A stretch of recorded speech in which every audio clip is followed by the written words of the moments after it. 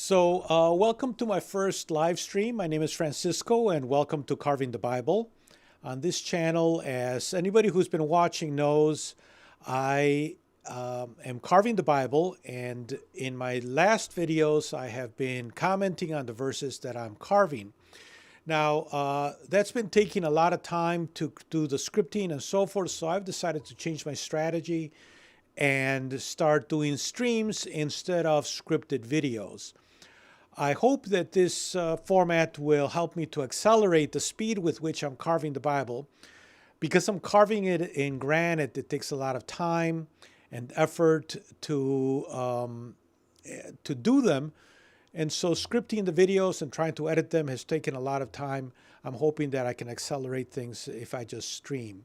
So welcome for everybody who's already been watching my channel. And for any of you who have not been watching my channel, and as far as I can tell right now, nobody is watching, but that's okay. It's my first live stream, so I don't expect a lot of people. In any case, I generally what I do is I research the passages that I'm going to be carving in advance. I use AI to do that. And I then afterwards, as I'm carving it, I'm going to be commenting on the passages. Today, I'm carving Genesis chapter 17, verse 21, all the way through chapter 18, verse 6. Now, this tablet that I'm carving is covering the end of chapter 17 and the beginning of chapter 18. So the topics are going to be a little bit different. That always happens with these tablets because I try to follow the size of the tablet, not the particular theme that we're talking about. So I hope that's not too confusing. In any case, I have found several things in these passages that I'm carving today that are quite interesting, and I hope that you will find some of them at least a little bit interesting also. Let me start by saying that the tablet that I'm using is 2 feet by 1 foot. So what it requires is for me to carve about 12, 13, maybe up to 15 verses, depending on the length of the verse. So that's why I'm carving Genesis 17:21 to 18:6. That's what will fit on this particular tablet. So I'm going to start by commenting, and then I'm going to just start doing some of the carving. Now, while I'm carving, the compressor is going to be on, and so I'm not going to be speaking. It's impossible because I also wear a mask because of the silica dust that's generated by the carving. I'm using a special tool that runs on a compressor and has specialized diamond bits to be able to cut into granite. Normal bits and a normal Dremel type tool would not be able to do this type of work. Okay, so that's enough of the introduction. The first 2 verses that I'm carving are from Genesis 17, and I'm going to read those to you. So it's 17:21. But my covenant will I establish with Isaac, whom Sarah shall bear to you at this appointed time in the next year. Verse 22. And he left off talking with him, and God went up from Abraham. So I want to say a couple of things about this. First, just as a general rule, I'm using the Darby translation. Darby translation is a little bit archaic. Written in the late 19th century, but I'm using it because it's in the public domain. And since I literally am making a copy, even though it's in granite, I have to follow copyright rules. So there are other translations that are a little bit easier to understand, a little bit easier to digest, but because of the public domain issue, I'm using the Darby translation. The one thing that just, before I start out, that struck me about these 2 verses is that it seems a little bit unfair. And this is something that happened in the beginning of chapter 17, where Abraham is informed that Ishmael will not carry the covenant line. It's going to be Isaac. He's going to have a new son born by Sarah. but that it's going to be Isaac that carries the covenant line and not Ishmael. And these two verses, right at the end right at the beginning of what I'm carving, make that very explicit. But my covenant will I establish with Isaac, whom Sarah shall bear to you at this appointed time. So I know that inheritance issues are always issues. I sometimes read Dear Abby and those other types of advice columnists, and you won't believe the number of times that you see something about inheritance and fights between siblings and so forth. And there's always somebody who feels that somebody's not being fair to them. So this is an issue as old as time. But I thought, it's odd that Ishmael is being sort of pushed aside. He's been the heir for about a dozen years already, and now he's being told that he will not be the heir to the covenant, that it's going to be his brother Isaac. Okay, so with that being said, let me switch to the carving. One last thing I forgot. I am also carving this in Hebrew, not just in English, but also in Hebrew. And this is to avoid, or at least try to avoid, translation concerns. Because somebody's always going to be concerned with the translation. Is it the most accurate translation? Yada, yada, yada. And so I am also carving the original, and in this case it's the Hebrew, it's the Masoretic text. And hopefully that'll take care of most of those concerns. Okay, so I'm going to switch cameras.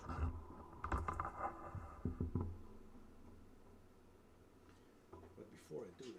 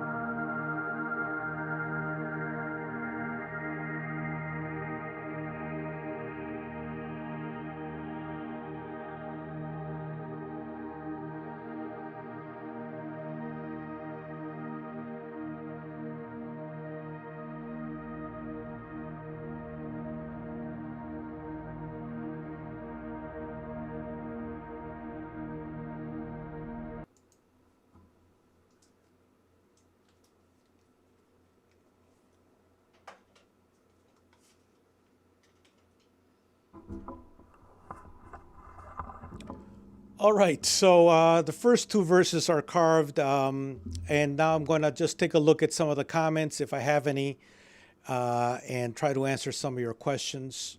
Um, let's see here. Bones7686, good to see you, he says, or she says.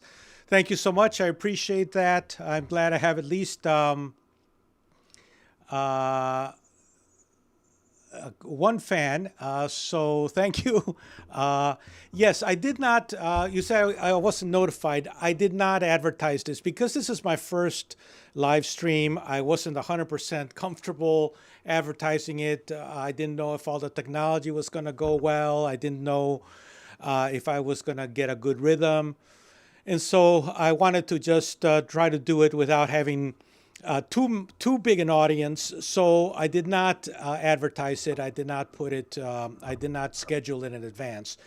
But hopefully, once I sort of get my live stream legs, I will start having a regular schedule with regular announcements of when I'm doing this, and so you can watch.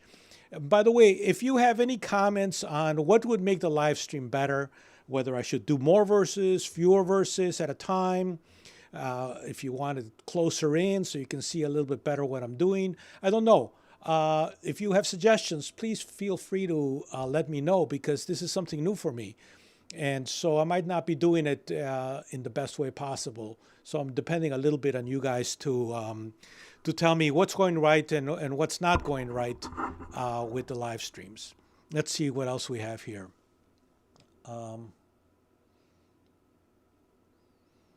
Somebody says, lovely, thank you for sharing. Well, you're very welcome.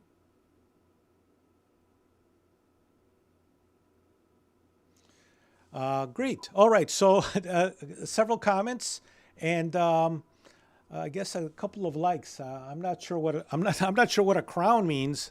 I think it's good. So thank you, Bones, for that crown. Shows how little I know about live streaming. But okay, let's move on. The next set of verses that I'm carving are Genesis 23 to 25. Let me read those for you. And Abraham took Ishmael his son, and all who were born in his house, and all who were bought with his money, every male among the people of Abraham's house, and circumcised the flesh of their foreskin on that same day, as God had said to him. And Abraham was 99 years old when he was circumcised in the flesh of his foreskin, and Ishmael was 13 years old when he was circumcised in the flesh of his foreskin. So I just want to say a couple of things. One is, it occurred to me, Ishmael has been disinherited from the line of the covenant. I mean, he's still part of Abraham's household. And in the last few verses that I carved before this, Abraham was sort of pleading, saying, why can't Ishmael remain the heir? So it wasn't like Abraham is trying to push him out, but it's a decision that, according to the story, God has made. And but the thing that struck me is, so if Ishmael is not going to be part of this covenant line, why does he need to be circumcised?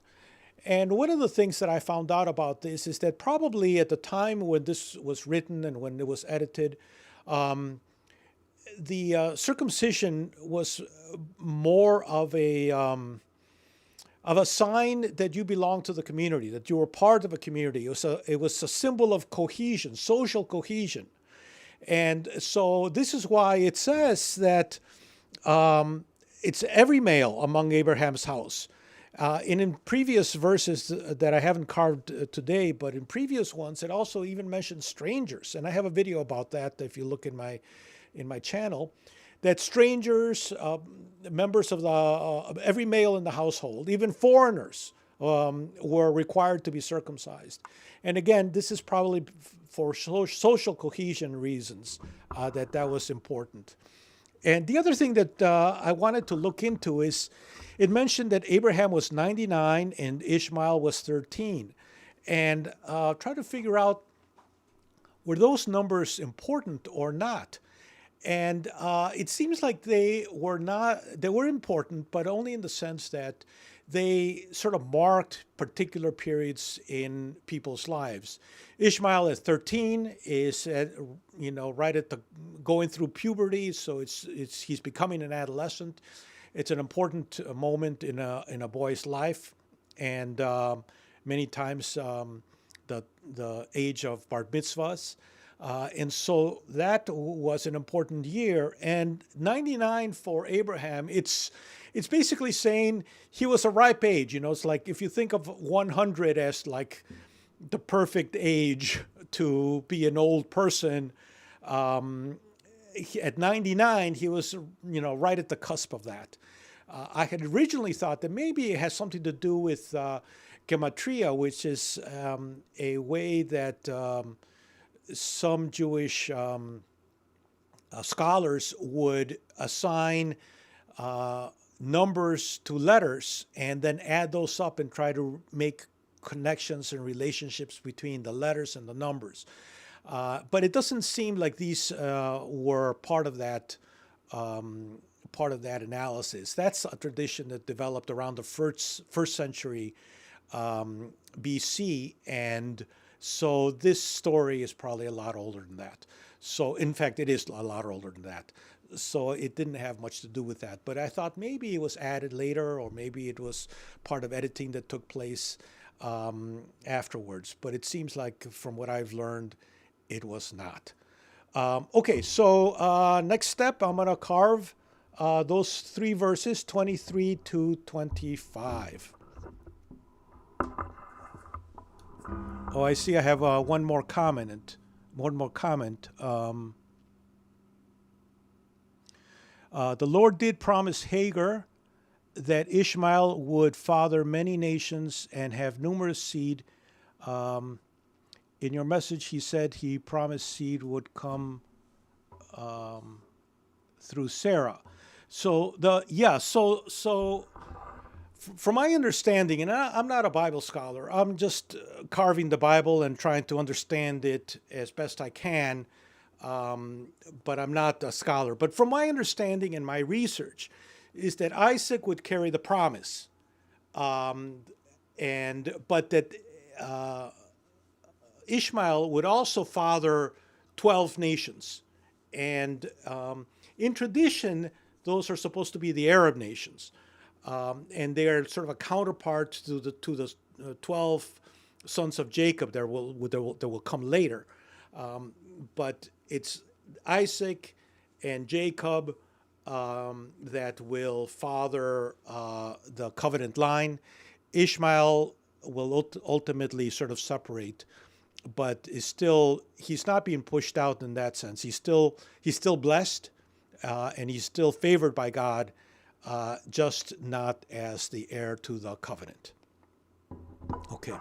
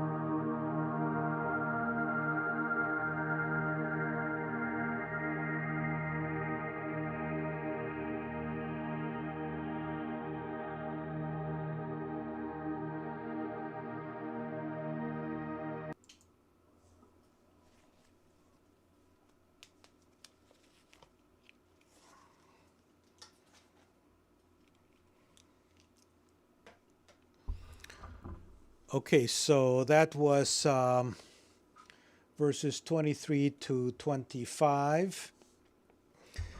First, let me see what comments you all have made. Um,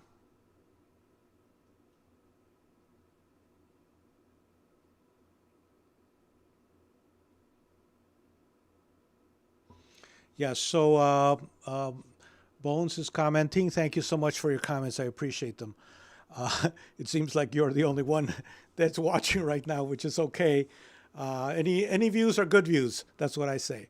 So the rhythm, yes, commenting and carving. Part of that is simply that I need to rest my wrist. It's impossible for me to carve the whole thing at once, simply because my arm and my wrist won't tolerate them. I have to rest them, and so this is a good way to do that because I can carve a few verses and stop, and while I rest my wrist, answer some of your questions or reflect on what it is that I'm carving or what I've learned about the passage that I'm working on that particular day. So you're right about that rhythm. Um,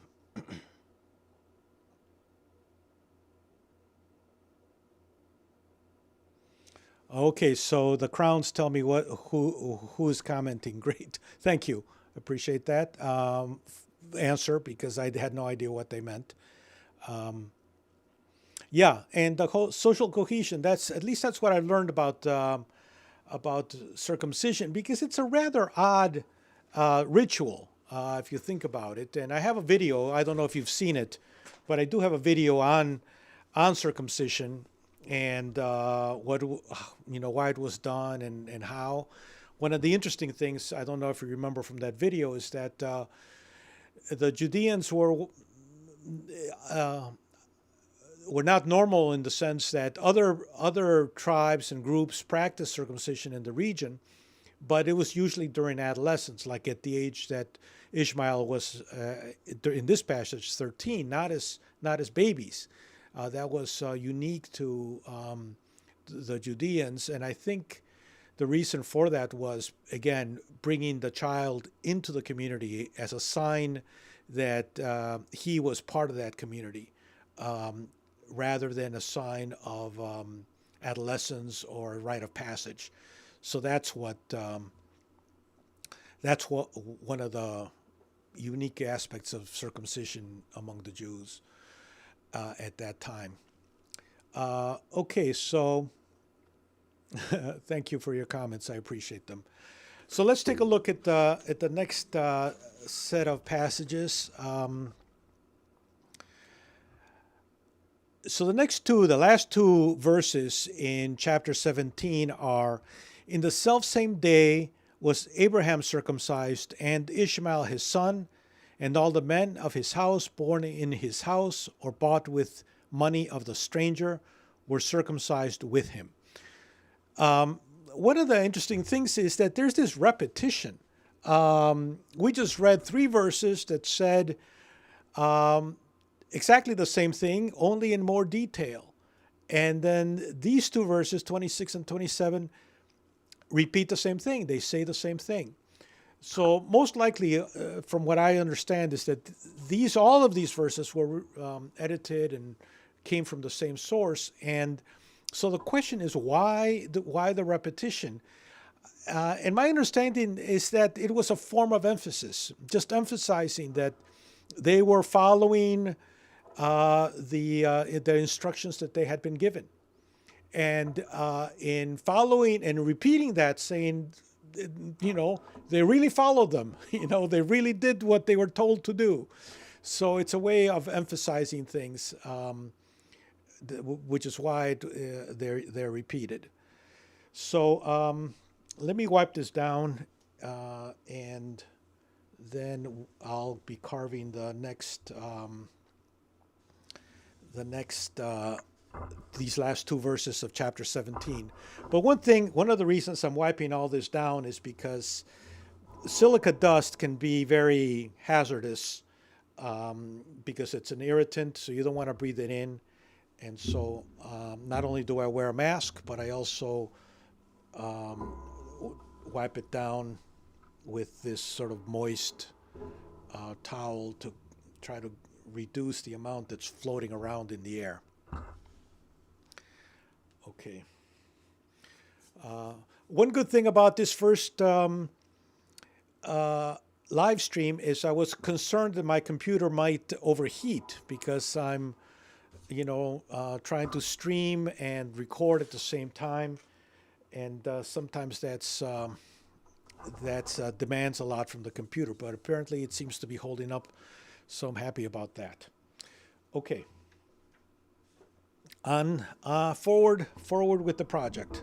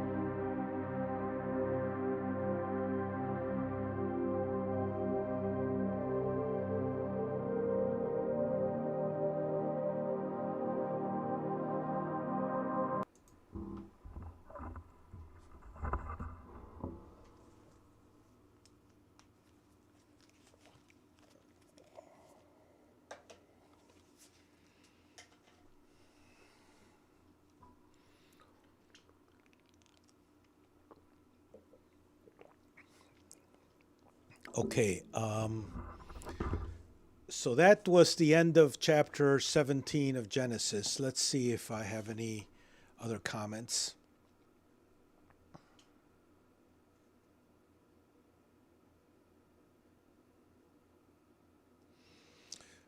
Comment from Circle Wedge. Rest is good. Keep resting periodically. Thank you. I appreciate that. I will. Um, yes, the technology is behaving. You know, Circle Wedge, my wrist does get tired, I have to tell you. It's difficult keeping it the bit steady. This tool, just so you know, is specialized tool for engraving and carving, and it rotates at about 400,000 rotations per minute. But in spite of that, because the granite is so hard and slightly irregular, it still requires a lot of wrist tension to keep it straight. If it was a regular Dremel tool, which probably rotates at about 30 or 40,000 rotations per minute, it would be impossible. It would be dancing all over the place. So I have to use this tool, but still, it makes it, has an impact on my wrist. I have to rest it every once in a while and flex it and so forth. But I appreciate your asking because it definitely is an issue. What I'm going to do now, and maybe you guys want to watch, is I'm going to take off some of this, some of the template that I'm using here, and I'm going to switch around so you can see what I'm doing.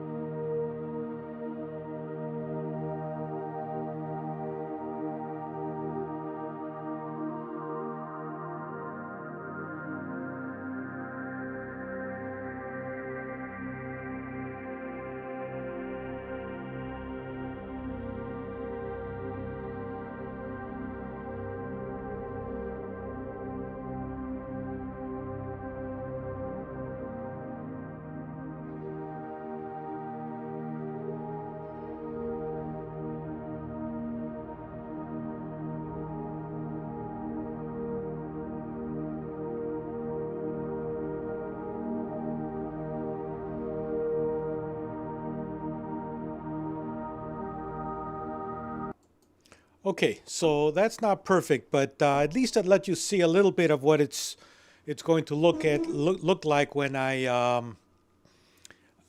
finish the tablet.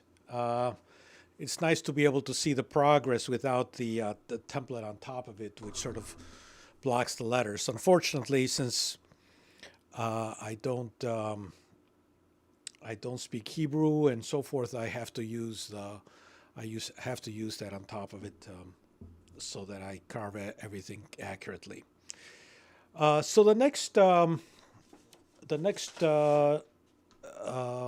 chapter is chapter 18, and I'm going to be carving it into two parts: the first three verses, and then the second three, which will be 4 to 6. The first three verses of Genesis 18 are, "And the Lord appeared to him by the oaks of Mamre, and he sat at the tent door in the heat of the day. And he lifted up his eyes and saw, and behold, 3 men standing near him. And when he saw them, he ran to meet them from the tent door, and bowed himself to the earth, and said, Lord, if now I have found favor in your eyes, pass not away, I pray thee, from your servant." One of the things that struck me in this set of 3 verses is we know that it's the Lord. It's because it says so in the first verse of chapter 18, "And the Lord appeared to him." But how does Abraham know this? As far as he knows, it's 3 men standing nearby. So why does he suddenly run to them and bow to the earth, which is very humbling, and say, Lord, and call them Lord? So what's going on there? What are the clues that somebody from the ancient Near East, from that culture, might have picked up on that made it obvious that this was something different? And there are several things that I came across as I was researching this. One of them is that it says at the beginning that Abraham was sitting at the tent in the heat of the day.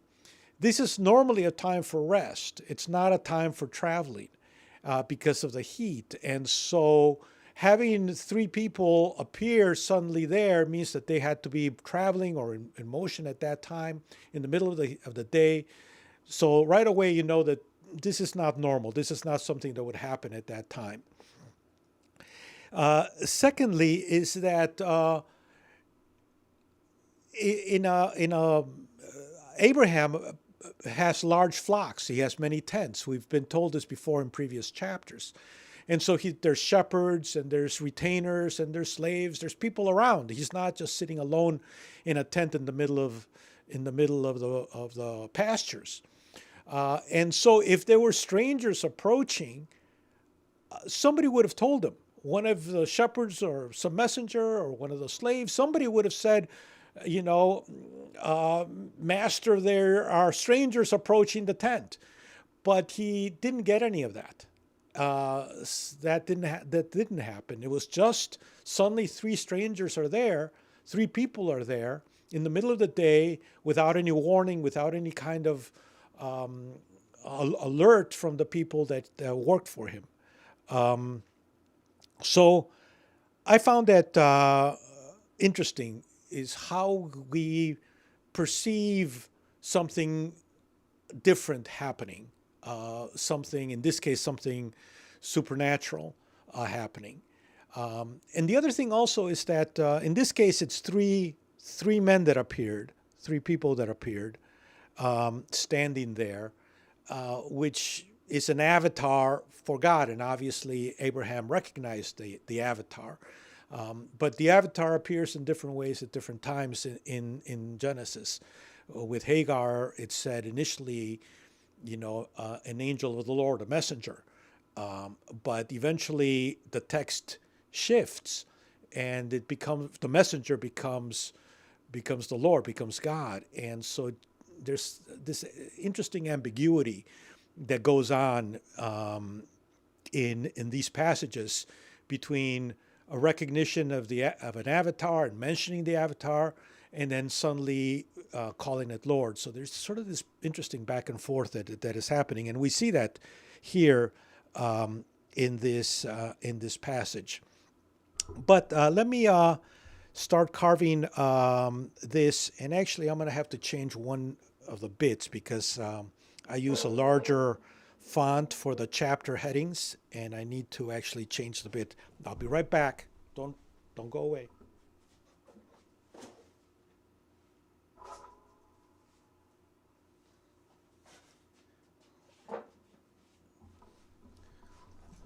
This is something I had not actually, I mean, I should have planned for it, but I didn't because I didn't anticipate everything.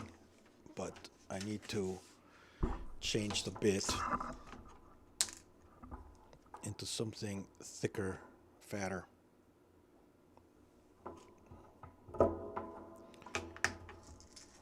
And then I'll have to change it right back, but that's another step.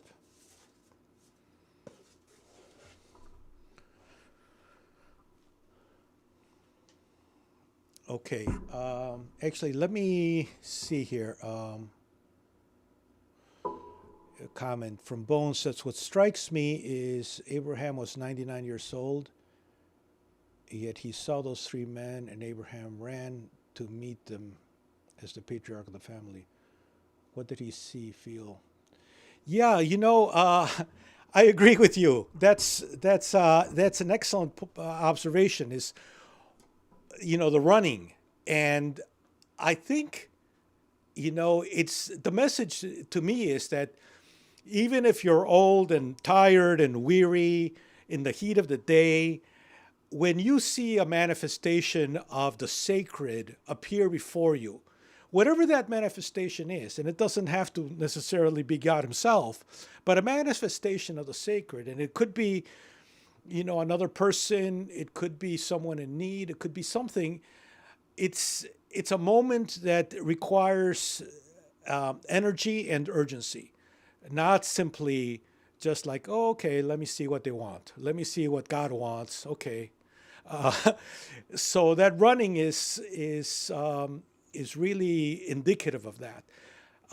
And as we'll see in the passages that move forward, he prepares, asks them to rest, and he asks his wife to make cakes, and later on he has a calf butchered. So there's going to be a whole production here. And I think that's partly what it's saying. So you're right. You're right. I appreciate that comment. All right, let's move along.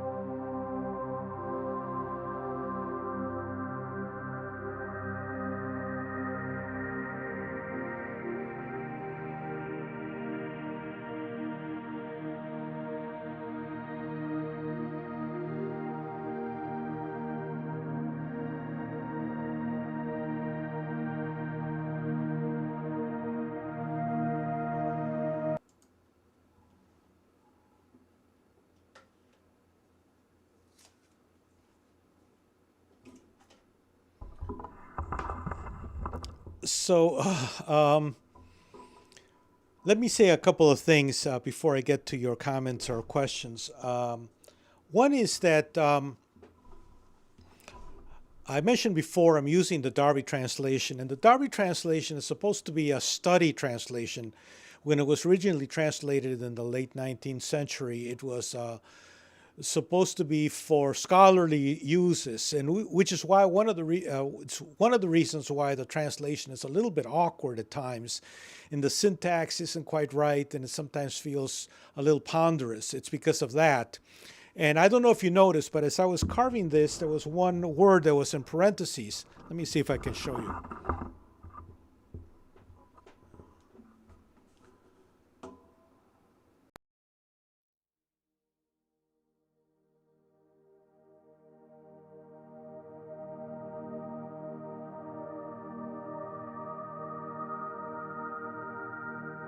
Closer in, but it was the word was in parentheses, and I think what it does, those are not my parentheses, those are from the actual translation, and I think what the translator was doing there was making sure that it was clear that that word is just not in the Hebrew, that that's a word that's been inserted for clarity, I guess, more than anything else.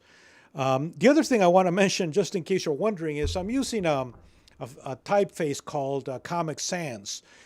And I picked it not because it's the prettiest typeface, but because it takes the least amount of motion to actually carve and make understood. And I'm using actually a slightly modified version of Comic Sans, one that I've modified myself to drop some of the extra little bits that make it difficult to carve. So, for example, the N looks just like an upside down U, and I dropped the little point that it has on the left side. And the same thing with the U. It just looks like a little bowl. There is no little tail on the U. So I'm doing some of those things just to make it easier to carve. But when you see the final product, it's, for any English speaker, is perfectly easy to understand. And in the Hebrew, I'm using like an Arial type font, which again is very plain. It doesn't have any of the squiggles and extra little things that some of the other Hebrew types have. It's just very easy. But for somebody who understands Hebrew and who can read it, there is no problem understanding this typeface. Any more than we who read English would have difficult time understanding an Arial typeface as opposed to like a Times Roman typeface with the little feet. So I just wanted to mention those two things to you in case you were wondering why I made some of these choices. But let's see if we have other comments.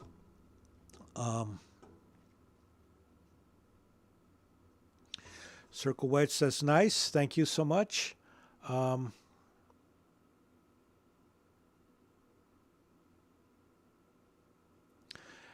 About the washing of the feet, I think that in those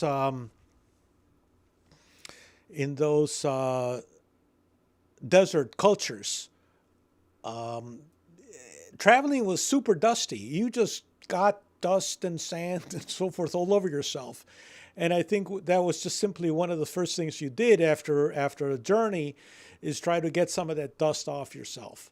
I had a friend who went on a mission somewhere in East Africa. I forget where he told me it was, but it was somewhere in East Africa, and he went out into the bush where it was deserty and dusty. And he was out there for like 2 days, and he told me he couldn't believe how dusty and sort of dirty he felt at the end of those 2 days. And when he got back to the hotel, the first thing he did was take a shower and try to just feel clean again. And it didn't take very long. It just took a couple of days out in the bush to feel that way. So I think that that's part of it. But I also think, and this is something I'm going to comment on when we get to the next tablet, which is that it seems like Abraham is not treating these three men, this vision, this apparition, as you would treat just any three people who wander by. I think he was treating them as if they were some kind of dignitaries, some kind of lords coming by, some, important people, I wouldn't say necessarily kings, but important visitors. So he's treating them with more respect. Obviously, he ran to them, he bowed to them, than he would any common stranger that would come by. Okay, so I think that's all the comments for now, and let me move on to the next three verses. And let me read those to you. These are the last three verses for this particular tablet. Genesis 18, verses 4, 5, and 6. Now let a little water be fetched that you may wash your feet and rest yourselves under the tree. And I will fetch a morsel of bread and refresh yourselves. After that you shall pass on, for therefore have you passed on towards your servant. And they said, so do as you have said. And Abraham hastened into the tent to Sarah and said, knead quickly 3 seahs of wheaten flour and make cakes. So that's partly what I was saying about the way he's treating them. He's treating them like dignitaries. He is not. I don't think he's treating them as you would commonly treat, a passerby that has no status, because as we saw from the beginning, we are told, although he's not told, he just, I guess, has a sense that this is an apparition. But we're told that it's the Lord, and so he's acting like this is something important. Okay, that's all I really have to say about that. Let's see. As far as reading the next chapter's verses, I have read the next few verses in chapter 18, and it's a really interesting dynamic there, where Abraham is sort of negotiating for the people of Sodom, and I find it really interesting, and I'll comment more about that when I get to that tablet. But yes, I have read that, although I haven't read very far. I've read a few verses further into chapter 18, but not deeply yet. I sort of take each sort of story as it comes.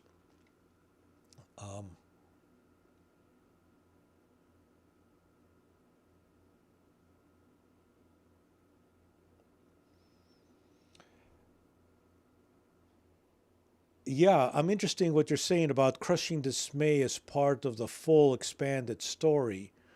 Um, yeah, I'm not sure what exactly you mean by that. If you mean dismay by the sort of realization that there's sort of an mission to punish Sodom, and being sort of surprised and shocked by that, I think you're right. Now, if you remember, earlier in an earlier chapter of Genesis, Abraham saves Sodom. The people of Sodom were kidnapped along with his nephew, and he goes and puts together a sortie of sorts with fighting men, and they go and save some of the leadership of Sodom. So maybe he had good connections there, maybe he had friends there. It's hard to say, but he definitely was interested in their cause. Oh yeah, well, with Lot and incest and all those, yeah, the sexual immorality of of Sodom. Yeah, we'll get to that. Let's not jump the gun, but we'll get to that. All right, let me finish this tablet. But thank you so much for your comment. I appreciate that.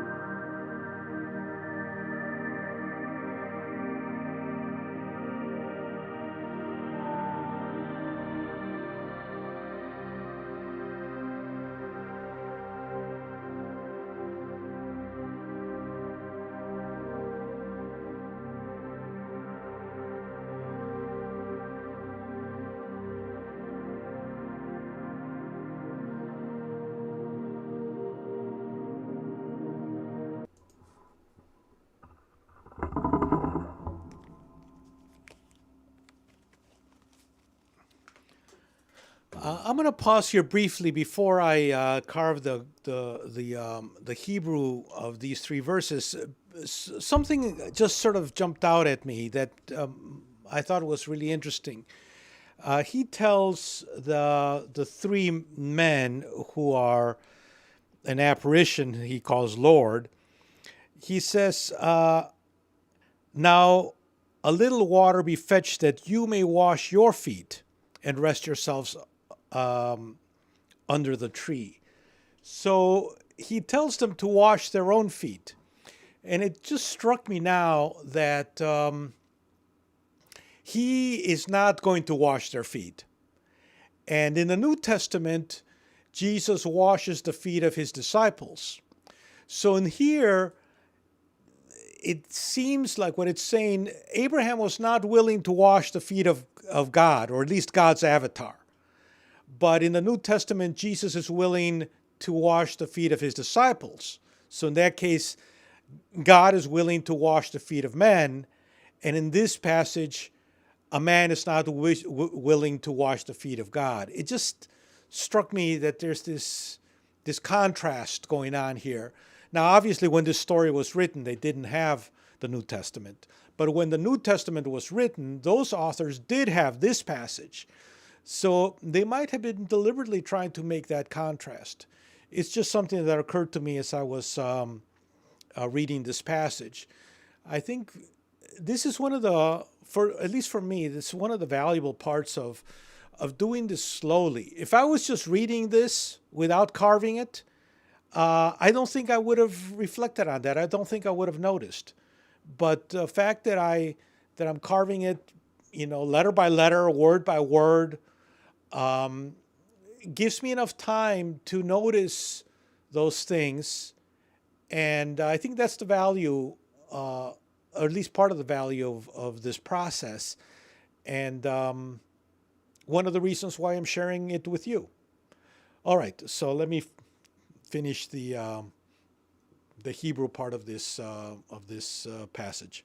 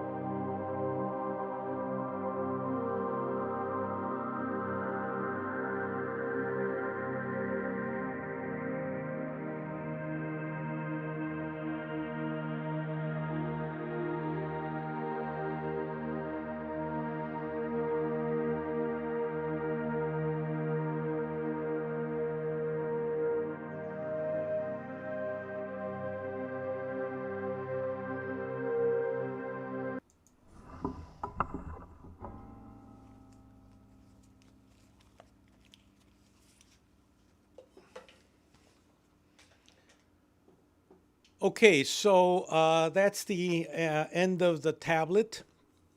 And thank you so much for sticking around. If you are still here and watching that, let me see if you have any of you have comments. Um,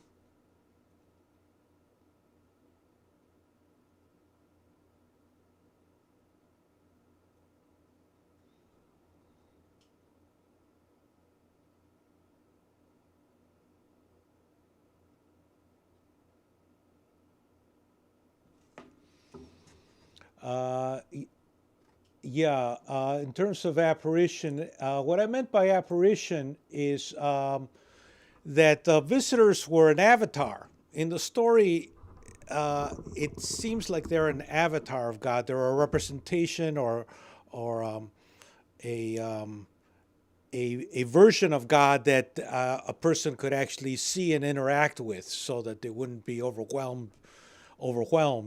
And you see the same kind of thing with messengers, like with Hagar. What appeared to Hagar initially, it says a messenger. Initially, it says an angel, but then it turns into the Lord. So it sort of goes back and forth. So that's what I mean by by an apparition. That they were um, they were an avatar of God, where sort of God spoke and acted through these people. Um, but not in the sense that they were an illusion. At least not in the story. They were not an illusion.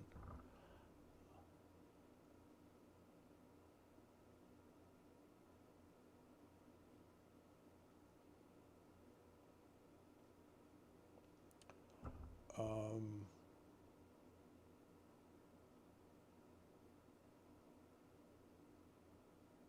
yeah, their appearance, their immediate appearance, the fact that they appeared in the heat of the day, without any warning. All of these things are pertinent. I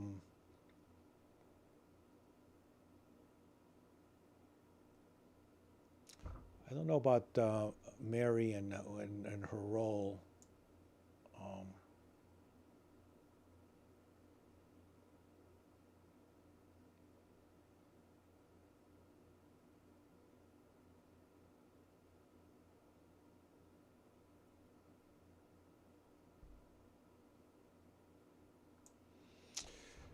okay, so thank you for participating in this. I think what I'm going to do next time is I'm going to try to zoom in the camera so that it's closer to the verses I'm actually carving, instead of trying to get the whole tablet. Zoom in on the English when I'm doing the English, and zoom in on the Hebrew when I'm doing the Hebrew. I think it'll make it a little bit more interesting if you can see a little bit better what I'm carving. I'll have to look at the recording and see how clearly it comes out. But I appreciate you both watching and commenting this first live. I plan to do 2 lives a week. I don't know what days yet, but I will start posting. I will start scheduling them so that you'll get some kind of notice when I'm going to be doing that. But thank you very much, and this is the end of this particular live stream.